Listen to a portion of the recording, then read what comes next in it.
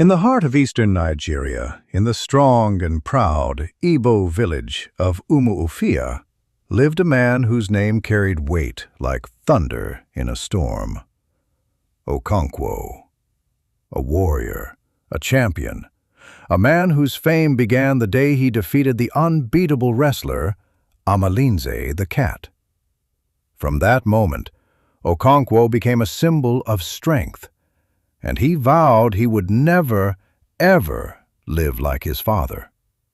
His father, Unoka, was everything Okonkwo hated: gentle, musical, carefree, and in Okonkwo's eyes, weak.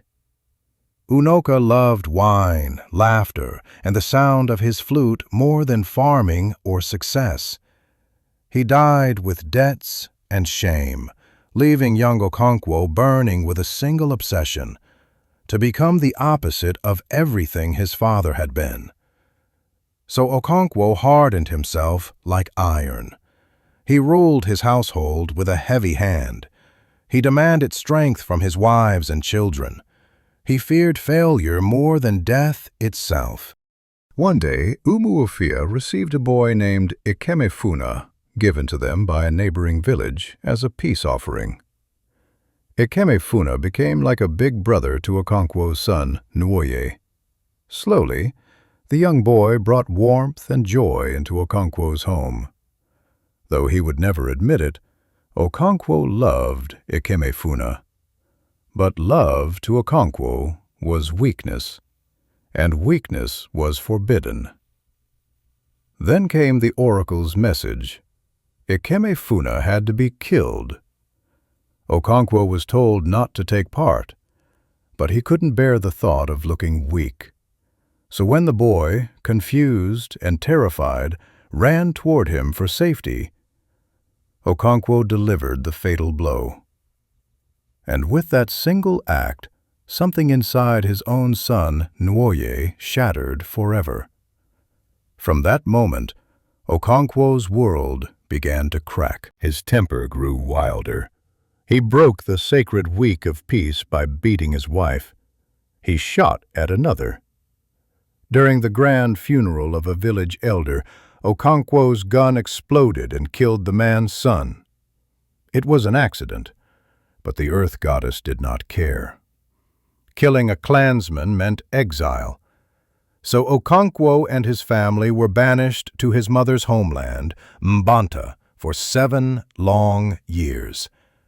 His compound burned, his animals slaughtered. His dreams of greatness smoldered in the ashes behind him. But bigger changes were coming, changes no machete could fight. White missionaries arrived.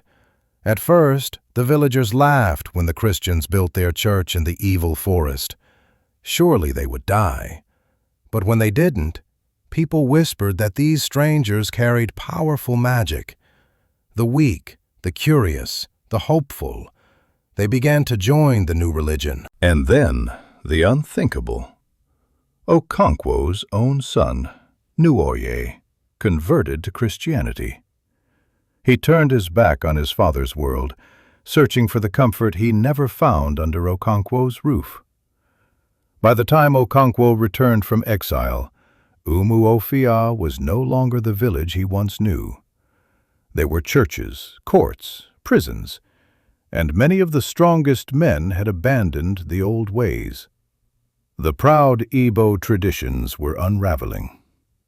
Mr. Brown, the gentle missionary, tried to create peace between both worlds, but when he left, he was replaced by Reverend Smith, strict, fiery, and completely intolerant of Igbo customs. Conflict exploded when Enoch, a fanatical convert, tore the mask off an egwugwu, a living spirit of the ancestors. This was a crime beyond forgiveness. In retaliation, the masked elders destroyed the church. When the British district commissioner returned, he summoned Okonkwo and the leaders of Umuofia. Pretending to seek peace, he had them ambushed, humiliated, whipped, and ransomed. The village was furious. They gathered the next day, ready to stand up for their identity. But before they could decide their next move, 5 colonial messengers stormed into the meeting to shut it down. And that is when Okonkwo did what Okonkwo always did. He acted. Without hesitation, he swung his machete and cut down the head messenger. He expected his people to rise up behind him, but they didn't. The villagers froze. No battle cries, no support, only fear. In that moment, Okonkwo knew his world was gone. His people would not fight. The ancient traditions he fought so hard to protect had fallen apart. And so, unwilling to accept defeat, unwilling to live in a world controlled by strangers, Okonkwo made his final choice. He walked into the forest, and there, alone, he took his own life. A warrior who fought endlessly against weakness ended by the one thing he feared most. In the end, Okonkwo didn't fall because of the white men. He fell because the world changed, and he could not change with it.